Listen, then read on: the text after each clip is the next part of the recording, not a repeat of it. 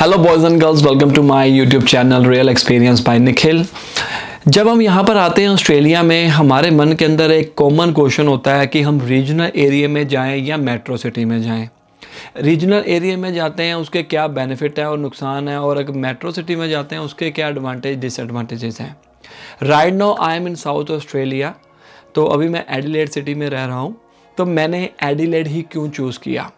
Guys, सबसे पहले कई बार चॉइस आपके हाथ में नहीं होती है, क्योंकि जब आप परमानेंट रेजिडेंसी इंडिया से लगाते हो, आपको नहीं पता कौन सी स्टेट ने आपको इनविटेशन भेज देना है। मेरे केस में जब मैंने 489 वीज़ा लगाया था, मुझे 3 स्टेट्स की ऑफ़र थी, मेरे एजेंट ने दी थी। Queensland, south Australia and Tasmania. Tasmania की पॉपुलेशन बहुत कम है, जॉब अपॉर्चुनिटीज़ बहुत कम थी। हालांकि मैं वर्क फ्रॉम होम ही करता था, लेकिन फिर भी मेरे मन के अंदर एक क्वेश्चन था कि पता नहीं वहाँ पर कैसे होगा, क्योंकि बहुत ही छोटा है। मैं ये नहीं कहता वो सही नहीं है, अब तो बहुत पॉपुलेशन वहाँ पर जा रही है, पर जिसको परमानेंट रेजिडेंसी चाहिए उसको रीजनल एरिया में जाना ही पड़ेगा। मुश्किल हो जाती है अगर आपने मेट्रो सिटी में अप्लाई करनी है तो। दूसरी बात, क्वींसलैंड में मुझे 1 साल का मतलब वर्क एक्सपीरियंस चाहिए था, उनकी तरफ से ऑफ़र लेटर चाहिए थी, तो वो मुझे कोई जानता नहीं था, तो मुझे नहीं मिलनी थी। बचा क्या मेरे पास? South Australia. बट मैं ये कहूँगा आप लोगों से कि साउथ ऑस्ट्रेलिया मुझे बहुत अच्छी स्टेट लगी है। बल्कि मैं एडिलेड में रह रहा हूँ, मेरा दिल नहीं करता एडिलेड छोड़ने को। कहते हैं ना कि जब आप फर्स्ट टाइम किसी सिटी में जाते हो, वही आपका घर बन जाता है। कई बंदे ये सोचते हैं कि हमने परमानेंट रेजिडेंसी लेकर कहीं मेट्रो सिटी में चले जाना, बट मेरा अभी तक का जो विचार है वो यही है कि मैं एडिलेड सिटी में रहूँगा। मैं मेलबर्न भी घूम के आया हूँ, आप मानोगे नहीं मेरी बातों को कि जब मैं यहाँ पर रह रहा हूँ एडिलेड में, एडिलेड थोड़ा सा क्वाइट है as compare to metro city, Melbourne Sydney की तरफ से, है ना। तो यहाँ पर मैं ठीक है, यहाँ पर भी रश है, लेकिन वहाँ पर हद से ज़्यादा रश है। मेलबर्न सिटी बिल्कुल ही भरी पड़ी हुई है, इतना ट्रैफिक। पर जो लोग वहाँ पर रहते हैं उनको यहाँ पर अगर आने को मिल जाए तो वो ये कहेंगे यार यहाँ पर तो कोई पॉपुलेशन ही नहीं है, यहाँ पर तो कोई रहता ही नहीं है।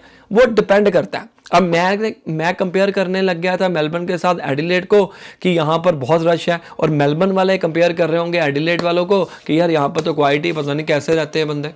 उनका दिल नहीं लगता है जो मेट्रो सिटी में रहकर एडिलेड में आता है या रीजनल एरिया में जाता है या कम पॉपुलेशन वाले एरिया में जाता है। तो मेरे पास एक ही ऑप्शन बचा था कि मैं एडिलेड में ही मूव करूं, क्योंकि और कोई ऑप्शन नहीं था। और वैसे भी अगर आप एक रीजनल एरिया की तरफ मूव ऑन करना चाहते हो as an international student, you will get an extra point from your regional area study. ये बात ध्यान में रखो। हमारा अल्टीमेटली रीज़न क्या है रीजनल एरिया में आने का, स्टडी करने का, ताकि हमारे को कुछ एक्स्ट्रा पॉइंट मिल सकें। आपको पता होगा कि रीजनल एरिया में स्टडी करने के एक्स्ट्रा पॉइंट मिलते हैं और आपको वो पीआर में हेल्प करते हैं। अल्टीमेटली हमारा जो रीज़न है यहाँ पर आने का, वो सिर्फ ये नहीं है कि हम ऑस्ट्रेलिया आ गए, दैट्स इट। हमारा है कि हम पीआर लें, और पीआर को पॉइंट्स इकट्ठा करने में बहुत टाइम लगता है। आपको इन फ्यूचर में अगर आप मेट्रो सिटी में चले भी जाते हो तो आपको पीआर लेने के लिए रीजनल में जाना ही होगा। 90% जो कैंडिडेट्स हैं they are going to regional areas because of permanent residency. तो पहले से ही आप अपना घर उस तरीके से बना के रखो जैसे आप चूज़ ही एडिलेड करो या कोई भी रीजनल एरिया चूज़ करो, ताकि बाद में आपको दिक्कत ना आए। कई बच्चे ये कहते हैं कि हमने यार ऑस्ट्रेलिया जाना है, बस ऑस्ट्रेलिया भेज दो, जहाँ पर मर्जी भेज दो। और कोई एजेंट लोग होते हैं जिनके लिंक होते हैं सिडनी मेलबर्न में, और उनके कॉलेजेस में अगर आप चले जाते हो रीजनल एरिया में नहीं है तो आपको जब पीआर लगानी है उसके पॉइंट नहीं मिलेंगे। रीजनल एरिया भी आप चूज़ कर सकते हो, ये नहीं है कि कम आबादी वाले एरिया को हम रीजनल एरिया कह जाते हैं। अब एडिलेड में रह रहा हूँ, पूरा का पूरा साउथ ऑस्ट्रेलिया जो है वो रीजनल एरिया में आता है, लेकिन इसका मतलब ये नहीं है कि यहाँ पर बंदा ना बंदे की जात। अब एडिलेड से बाहर अगर आप वाइला में जाओगे वहाँ पर बहुत कम जनता है, ऐसे पोर्ट अगस्ता है वहाँ पर बहुत कम जनता है, ठीक है ना। रेनमार्क है वो वहाँ पर बहुत कम जनता है। अगर ऐसे एरियाज़ में जाओगे वहाँ पर तो दिक्कत आएगी। ये नहीं है कि अगर साउथ ऑस्ट्रेलिया आ रहे हो पूरा का पूरा रीजनल है, पता नहीं। अब एडिलेड काफ़ी डेवलप हो चुका हुआ आज की डेट में, राइट। तो अगर आपने चूज़ करना है as per my experience, you should go for regional areas whether you are coming on international student. Visa और किसी भी वीज़ा में आते हो तो शुरुआत आप रीजनल से करो, बाद में आपकी इच्छा है कि अगर आप परमानेंट रेजिडेंट हो जाते हो then you can go to any metro city.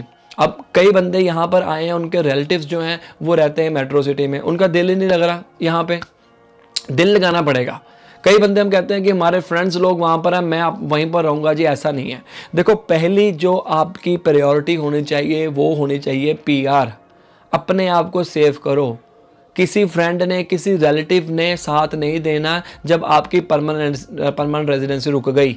मैं ये नहीं कह रहा हूँ कि आप उनको छोड़ दो, बुलाओ मत, ये नहीं, बट अपना फोकस, प्यार तो प्यार ही है, यहाँ पर है कल को वहाँ पर भी हो सकता है, ठीक है ना। दूरियां अगर बढ़ जाती हैं तो इसका मतलब ये नहीं है कि प्यार कम हो जाता है, ठीक है।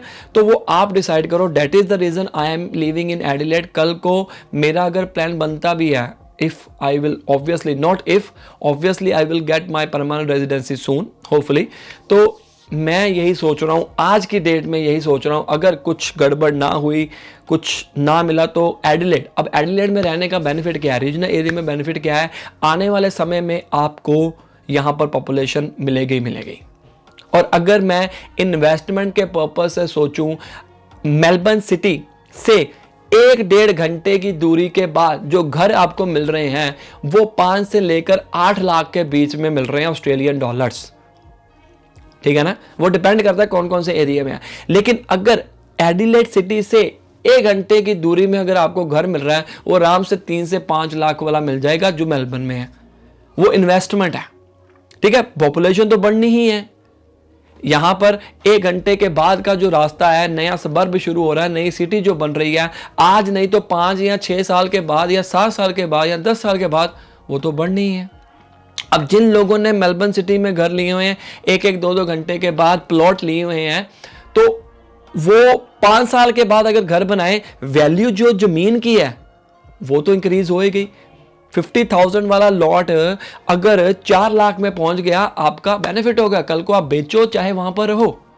तो मैं इस पर्पज से भी सोच रहा हूं कि इन फ्यूचर में अगर बाय चांस इन्वेस्टमेंट का मौका मिले तो regional area is the best. By chance अगर मेलबर्न, सिडनी या मेट्रोपॉलिटन एरिया में कोई प्रॉपर्टी मिल जाती है, वैसे चांस तो मुश्किल है, सारा तो भर चुका हुआ है, उस एरिया में जाओ जहां पर ग्रोथ है। सिर्फ ये मत सोचो कि मुझे बाहर आना है, पहले स्टेप से ही आप अपने आप को तैयार करना शुरू कर दो। So that's why I have chosen regional area. एक तो ये वजह हो गई, मुझे इन्विटेशन नहीं मिल रहा था। दूसरी वजह ये होगी कि मैं लाइक करता हूँ रीजनल एरिया में, खास तौर के ऊपर एडिलेड सिटी में। सो कैसी लगी ये मेरी वीडियो? लाइक करना, शेयर करना, सब्सक्राइब करना। अगर आपके मन के अंदर कोई और क्वेश्चन है तो प्लीज़ कमेंट करना है को, और इंस्टाग्राम के ऊपर भी आप मुझे फॉलो कर सकते हो। Best of luck.